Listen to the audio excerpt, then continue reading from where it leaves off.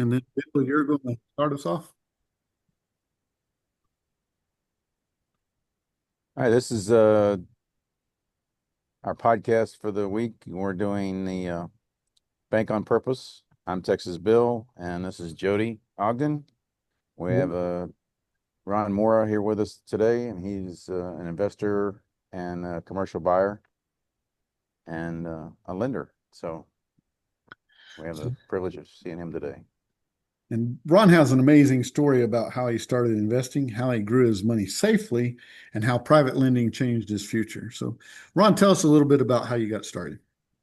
Sure. And first, thanks for having me on the podcast, guys. It's great to be here. Appreciate the time you've taken to talk to me today. All right. I'm originally from Chicago and moved out to Arizona back in 2017.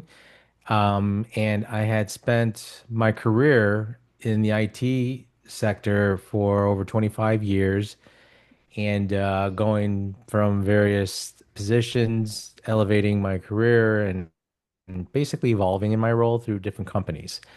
And my last role was with a company that was actually based in Boston, and my last position was something called a senior site reliability engineer.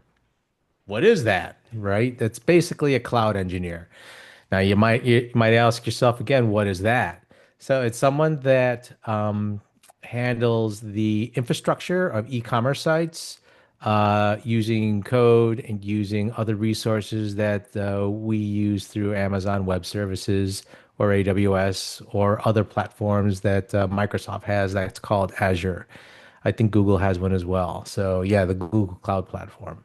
So my role was just basically to manage that and fend off any intruders that would try to do harm with our e-commerce sites. So there was some security involved. There's a lot of technological stuff. So that was my last role. And I have been kind of on and off with real estate over the years. I used to be a real estate agent back in Illinois when I lived in the when I lived in the Chicago area.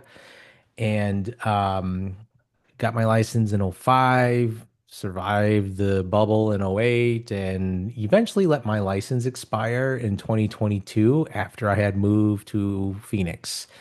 Mostly because I just did not want to pursue being an agent out in Arizona. It wasn't my passion, wasn't my calling. Why I didn't want to do it, basically. Um, but I still had a love and passion with real estate. I don't know, maybe watching too many HGTV shows, probably. But uh, that being said, I've also was coming at a crossroads in my career path, and knowing that I'm at this point, this was back in 2023, I was laid off from a job back in 2021 um, for the job that I actually had moved to Arizona for and contracted for a little bit, and then eventually got picked up by another company for full-time employment and stayed there up until I left in October of 2024. But in 2023, I was already starting to feel like I don't want to go through this again. I just knew that there was eventually going to happen, as all things do, especially person in my 50s at the time. So, technically, I am still in my 50s. But I just didn't want to go through the whole process of interviewing again through another role that I just wasn't enjoying anymore. And I had made such a good, successful career out of being in the IT space, but it just wasn't serving any purpose. I just did not have a love for it anymore as I did when I first got into it. And then those crossroads were like, well, what else can you do? What else do you want to do? And I had a conversation with a friend of mine who was doing real estate investing, and he suggested, well, why don't you do some real estate investing? So we had a great conversation about it. He had an affiliate with a education platform that I looked into, did some research on. Eventually, I signed up and got involved. That was my first real estate investing community I got involved with. And basically started learning all the things, right? So that was in late 2023, and then in early 2024, I started kind of like starting to accelerate things. Make got my first S corp put together, and started to dive deeper more into what real estate investing is all about. Eventually found a business partner that I did my JV with on my first fix and flip.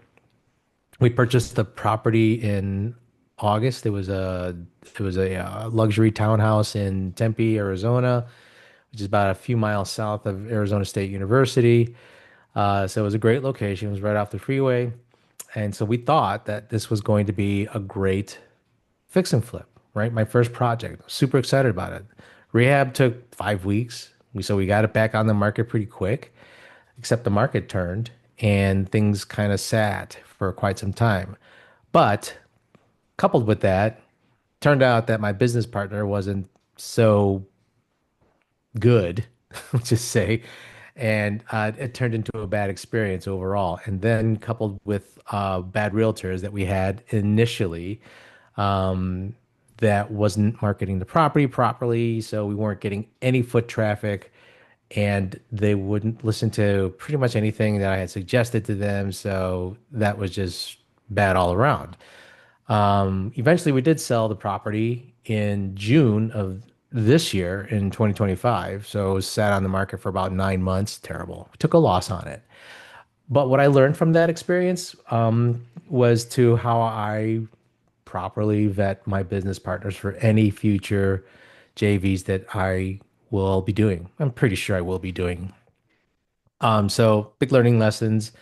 Um, so yeah, losing money wasn't fun, but it happens. It happens to everybody. And in the meantime, I was doing some private money lending initially as well. That happened late last year as well, and I'm running into problems with that. Now, I've had a bad experience with all of them. I've had some good experiences with some borrowers that have actually already paid back with interest as promised, which has been great. So that experience has been good. And what I liked about that experience is the relationship that I had formed with this person before we got into that transaction. So, number one, relationships and having that, warm, touchy feeling about it is always good. Obviously, you want to vet the person, right? I think we all can agree on that.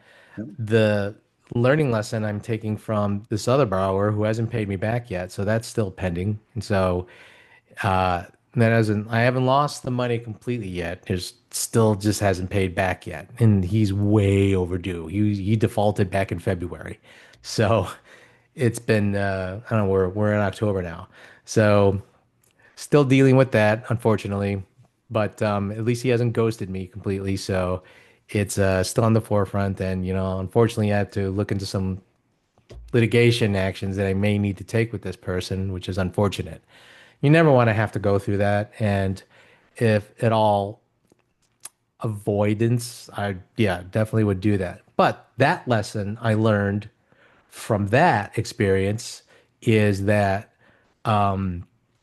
when you're the lender doing the private money lending, then you want to make sure that you're the one handing that promissory note to the borrower, right? Don't take the promissory note from the bar. Don't sign a note that the borrower is giving you. You want to make sure that you're giving your promissory note to that borrower saying, hey, this is what you say. The language is a lot more directed and stated for the state that you're in. Because if I'm lending money to someone else in a different state, like for instance, this person, he's in Florida. I signed his promissory note that is all Florida legal language, Oh, and so they're very now, different.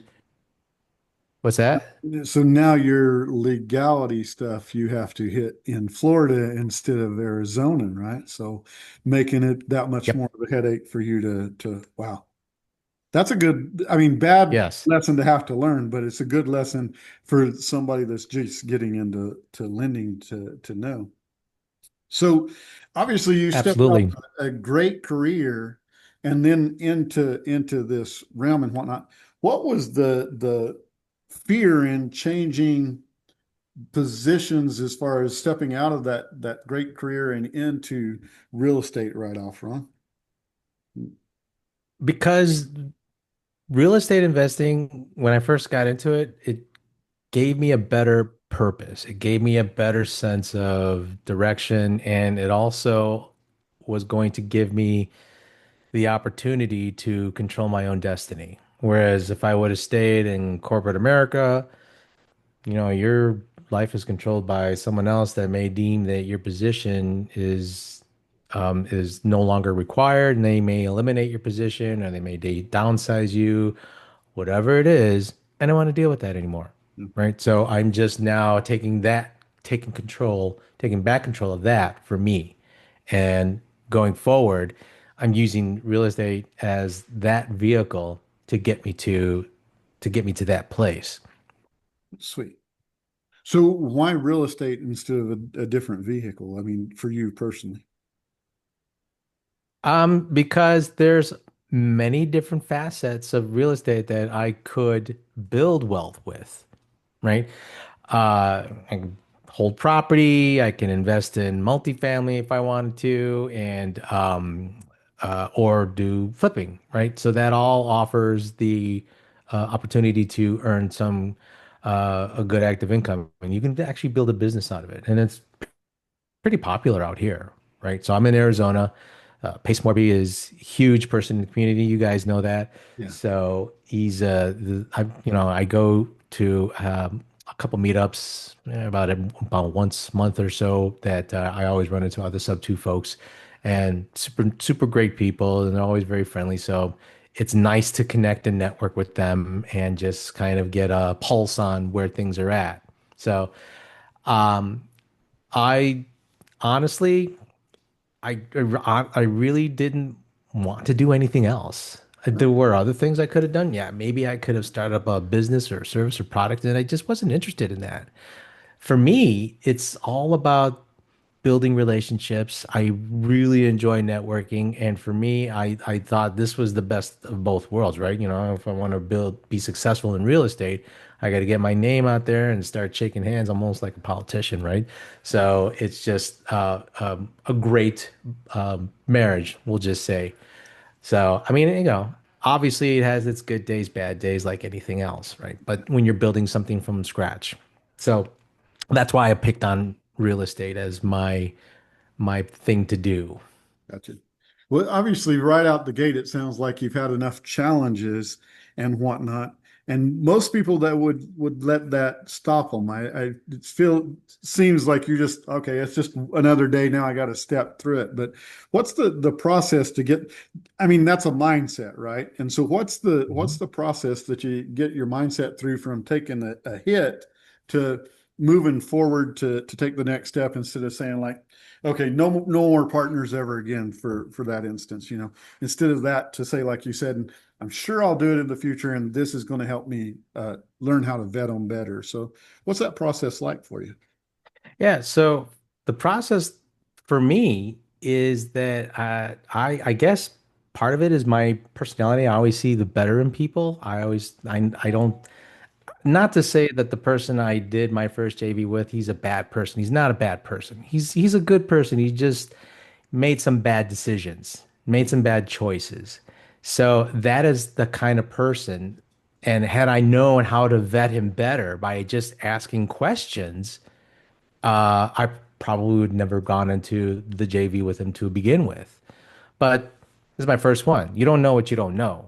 Yeah, So it's one of those you learn by doing, trial and error, and you just pick yourself up, dust yourself off, and you just keep going. You keep going forward. And there's no going back for me. I mean, honestly, I don't want to go back. So I have taken the mindset as like, not every person's going to be like this person. So, like, and it also comes back to building that relationship, just trying to get to know the person on every way possible, and just asking all the hard questions too, right? Because when you go into that type of partnership, especially on a business, you want to make sure that all the things are laid out, spelled out, whether that's in a contract, whether that's in an agreement, operating agreement. You have your roles clearly defined, right? And so make sure that there's nothing left not mentioned, said, well, you said you were going to do this. Well, I assumed you do that. I don't want any assumptions going forward for this. So, no, no, this is what I'm going to do, and this is what you're going to do, and we're going to hold each other accountable to it. So, you know, we try to do the best we can, right, with the relationships that we make, and will the next business partner or JV I come across turn into a lifelong business thing? No idea. Maybe, maybe not. It could be a one and done, and that's fine too. But I want at least that one and done experience to be um, better, right? So more, my eyes are much more wide open going forward.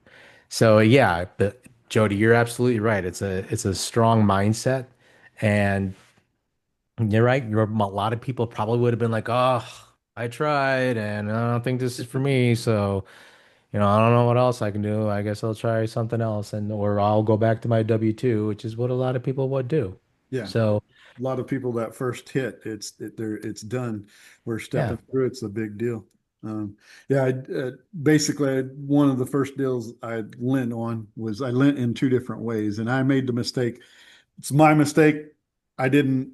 I was smart enough to go see about the laws in the state I was lending the money to the guy in, and so I have the bonus side of always a repercussion because of how I worded everything.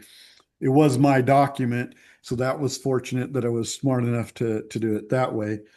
Unfortunately, I didn't secure it enough, if you know what I mean. And so, yep, but that's where that relationship comes into matter, is because we still talk. Now we don't talk on a regular basis like we were during the deals that were flowing and whatnot, but we still talk.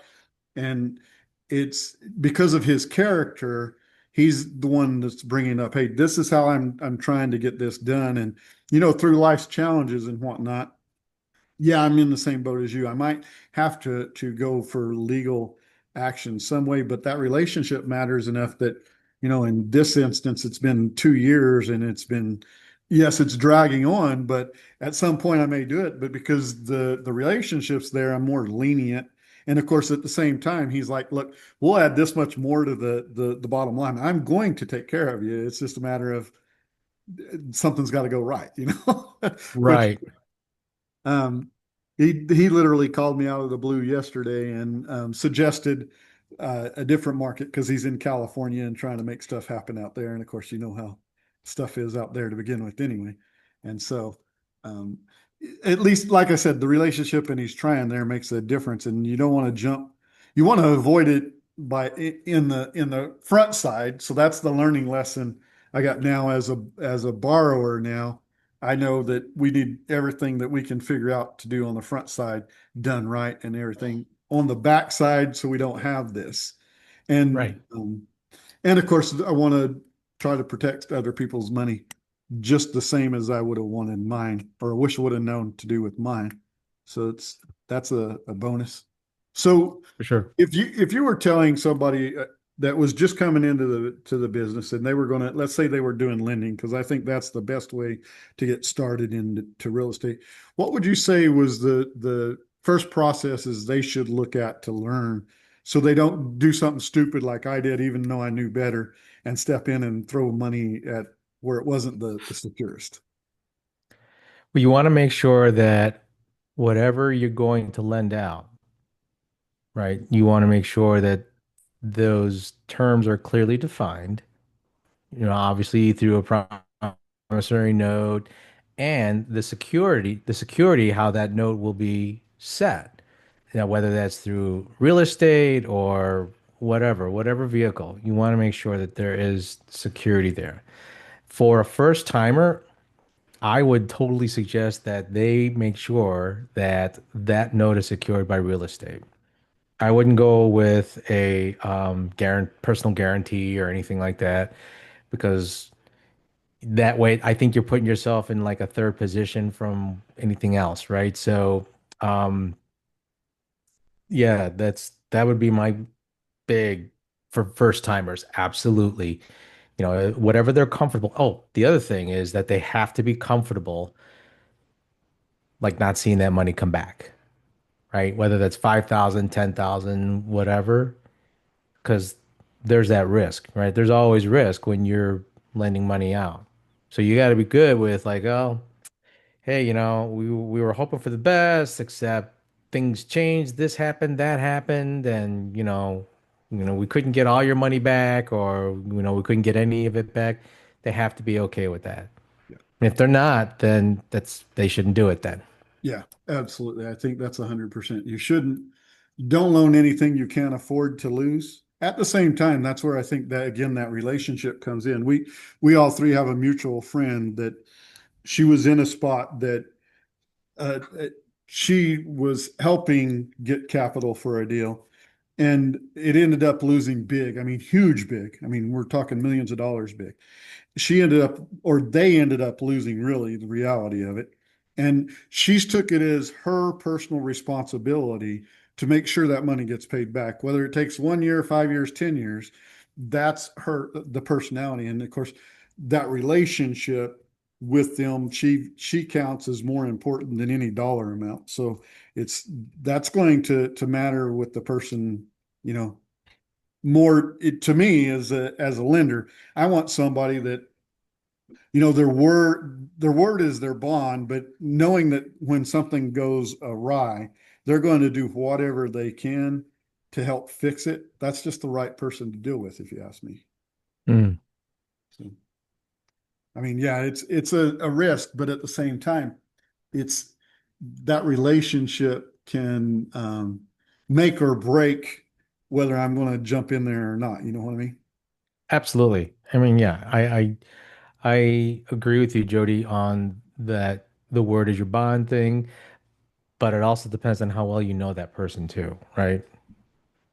So if it's someone that I am just starting to get to know, and then we try to go into a business relationship where, they're the borrower and I'm the lender, then I don't do the word as your bond thing. Well, So no, no. yeah, When I say the word is the bond, I don't mean that you yeah, don't do all the paperwork, the due diligence, and stuff like that. Because right. I think the way Pace words that is the best. Is I don't care if I'm loaning it to my grandma.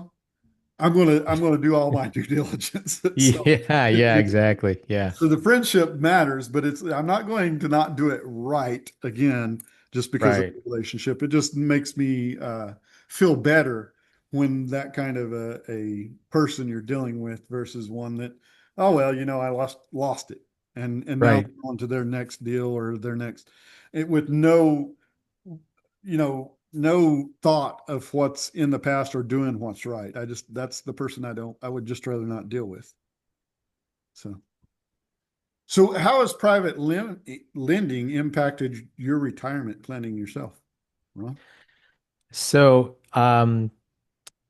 I still have an active lend out from my self-directed IRA on a luxury home in Fountain Hills, Arizona, which is a very nice area, very nice community. And that one is about ready to be put back on the market. So, matter of fact, I'm meeting with the realtor investor this afternoon to get some paperwork signed on it. So, so far that it's been long. It was purchased in January, it was supposed to be on back on the market on May, but there were delays and the town had they had one person that was signing all of the permits, so there was a backlog of permits. So it was like this was a luxury property, right? So she did a lot of stuff to it. So, and also furniture she's getting staged in there is going to be super nice. So so that's why it's been taking a bit longer than normal. And but the good news is the market that that house is located in is still a strong seller's market, even during the downtime, which technically you in other areas, other markets, when starts to get fall and winter, things slow down.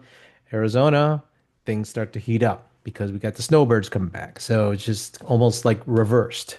So which is good. So hopefully that that trend will continue on through the holidays into next year. Sweet. So if you don't mind me asking, what type of self-directed account do you loan out of? I mostly out of my self-directed traditional IRA. I also have a Roth as well. I don't have a self-directed HSA, but I'm trying to get one together. And eventually, once we can get into the self-storage thing in a bit, but once I get into that, then I plan to do a self 401k to do what's called a Rob structure. Oh, yeah. Nice. Yeah, the Robs I've heard about, and it seems a lot complicated, but there's a lot of ways to play that I am very um, excited to get to that point where I'm doing a Robs myself. Yeah, no, it's pretty cool tax strategy to pay like next to nothing in taxes. Yeah. Yeah. The bonus side of what you grow in it too. Yes. It's next level stuff. I mean, I know we went probably out of the range of most people, but me and Ron are both in Aspire, and you learn about that in the wealth side of Aspire, and so which is pretty cool. So you got your Roth. Are you just doing small deals with your Roth then, or? Yes. Right. Yeah. Yeah. So I also have another private lend from my Roth that I've lent with a person that I've already lent to before. So that one's already paid back. So I lent again because now we've established that trust for that relationship. And so that one is actually coming due at the end of this month, I believe. Sweet. And still with that, you're playing and making sure it's secured with real estate too, not doing, Yeah. yeah, sweet. Yes. Smart Yeah. move. I like that too. I mean, obviously I see the ones in there that come across, and some of them are have been pretty wild. Well, I need to do a retreat, and so I'm borrowing this at this percentage at whatever, and I'm going to go do this retreat. Treat. I'm like, not with my money, you're not. I actually just got a recent email and ask for I don't remember, I think it was like for 20,000, $30,000 or something for like a personal loan. I'm like, what? No way. I'm not doing that. Do I look like do I look like Visa? I don't think so.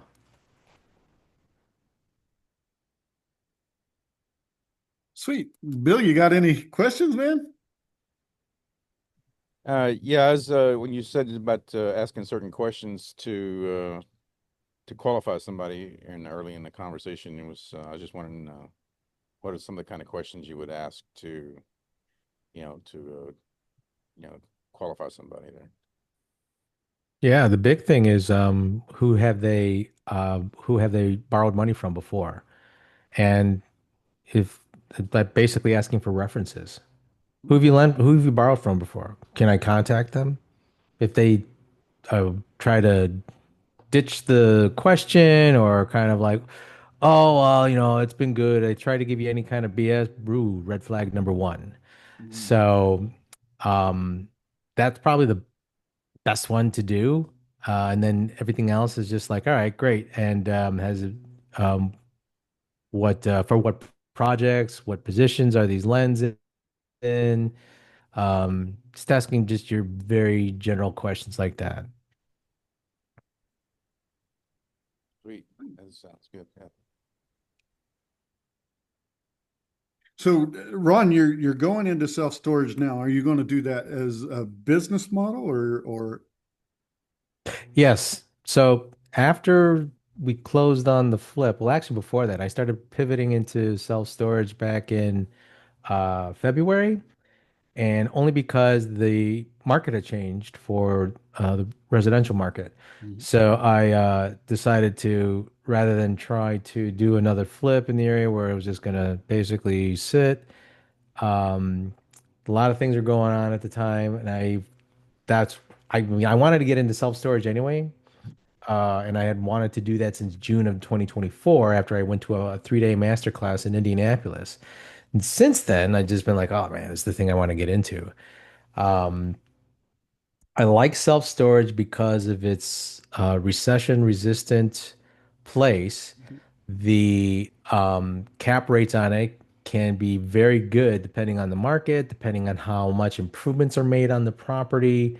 And the cash flow could be also very good, especially if you're in a growing market as well. So you can buy them low and then improve them and then get the market rental rates up and start getting more positive cash flow on it for that property.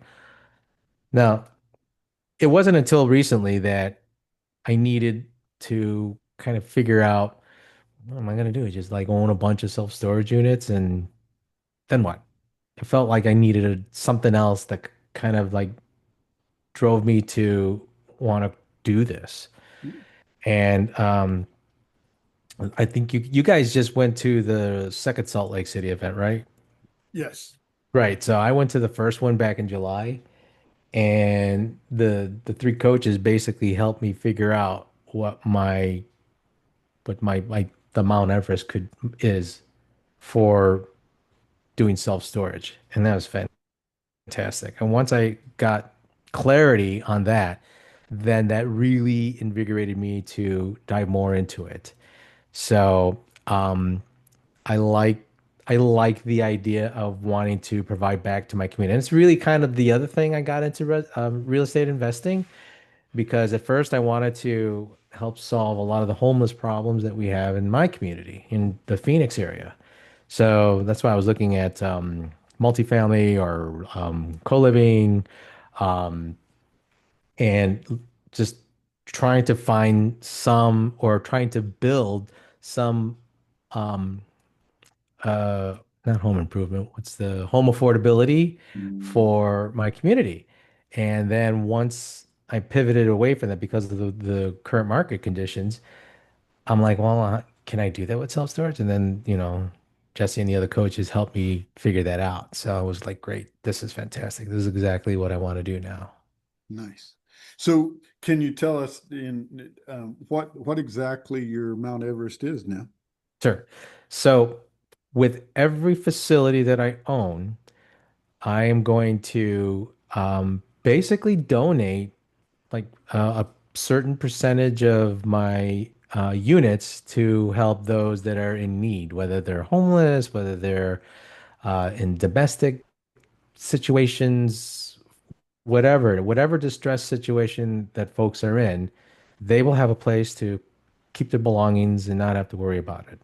Wow. Also, profits that I make from those facilities, I'm going to also donate a certain percentage of those to those shelters, those charities, those organizations that also help those same distressed folks. Nice. Very nice. It's always better to have a purpose with what you're doing above just money. That's mine and Bill's thing, even though we're doing it separately. We're both in the realm of I want to help with the housing affordability crisis, and Bill's is help with the get veterans off the streets and stuff like that. So it's Yep, money comes and goes, and there's thousands of ways to earn it, but the purpose, that's the main thing. And I think, a lot of years I've done a lot of different businesses. I've made money a lot of different ways, but I think now the purpose means more and helps me move toward my goal faster than just, trying to you know, get out the W-2 and never have a W-2 again. I mean, that's a factor, but not near as much as purpose does. So that's pretty cool that exactly. you have found purpose in storage units.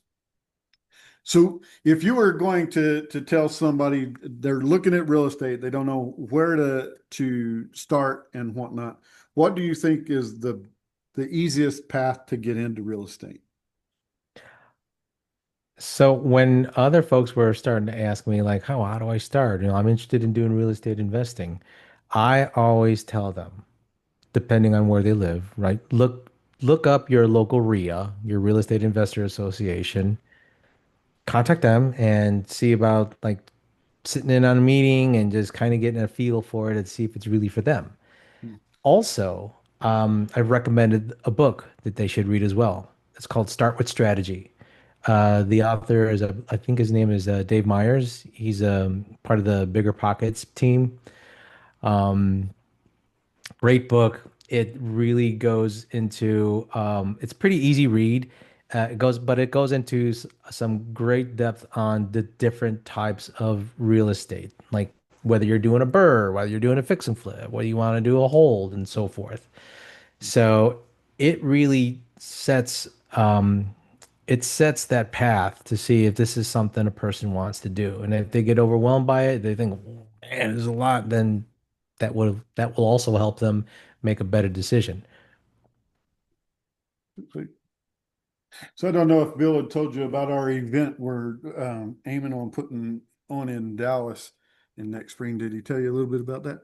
So No, um, because of where you're at in your real estate deals and whatnot, why would you say it would be a good event for a newbie to come to or somebody interested in investing? your event Yeah, or yeah, our can event in yeah, Dallas give on the lending stuff. So basically, we want to make sure that to help people and have professionals in the room to help people make sure they get started in lending, whether it be in their Roth and self-directed accounts, and show them that line of it as well. But basically, the event is to help them make sure they're doing it right and not do the stupid things I've done and the one you're hard going through now and getting that solving that stuff before it happens, you know? I like the story of how oh gosh, I'm trying to remember what the big um like fund manager is. I think is it Fidelity? I forget. It's uh it's the story that got put on PBS Frontline about 10-ish years ago. The founder of I think it was Fidelity, his name is Jack Bogle. He did an interview and talked about basically how the like companies like Fidelity or Charles Schwab, how they get their money from your 401k from well not your 401k, but from a W-2 contribution in their 401k, right? So the to summarize, it's pretty much like, okay, if you're a W-2 employee, Jody, and you're contributing money from your paycheck and you know it's getting pretty big and companies matching 6% or whatever it is, and you're like, man, I got a nice chunk of change in there, you know, and just can't wait to retire and start spending this money or whatever. And come to find out that when you do get to that point, you only get basically 30% of what you've contributed because over that time, Mhm. the fees are coming out from those that are managing your funds, your 401k. And then once I kind of found out about that, well, I mean, I had already kind of known about it, but once I watched that interview, it's about an hour long. It's actually pretty good. You guys should check it out. I was like, what the F? So self-directed, obviously it offers a better option for you to, you know, use all the money you've contributed in and for alternative assets. One of them being real estate, right? You can get a much better return on that. That's basically how what's his name? Peter Thiel, he got turned his Roth IRA into billions of dollars by not, and that, you know, that's just by investing in it, right? Because you're only allowed to contribute only so much per year per IRS standards. Yeah. But once you invest it out, whatever you make back, all that return goes back into it. It just compounds, and that's the best part. So it's Mitt Romney. He's the other guy that's done. He's making millions off of his Roth IRA by doing the same thing. Yeah. I like So that's yeah. Mitch's story Facebook and how I people did heard that about as it. well. Basically, he's limited to the amount he can put in, just like we were. And back in what, 89, I think it was like $2,000. Right. In just 2 years, and in 91, it was worth over $100 million. You're like, how the hell And did it's that like, happen? how did he do that? Well, he can only put in that 2,000 a year, just like everybody else. Right. But who controls your money is important. And in all honesty, the way I like to say that is, who cares about your money more, you or the guy that makes money every time he moves your money? Hmm. So that's pretty much the Charles Schwab and Fidelity and them, that they get paid when they move your money. So they ain't going to leave it sitting when it makes them. They're people are people, right? You care about your money, Ron, more than Jody cares about Ron's money, right? And That's right.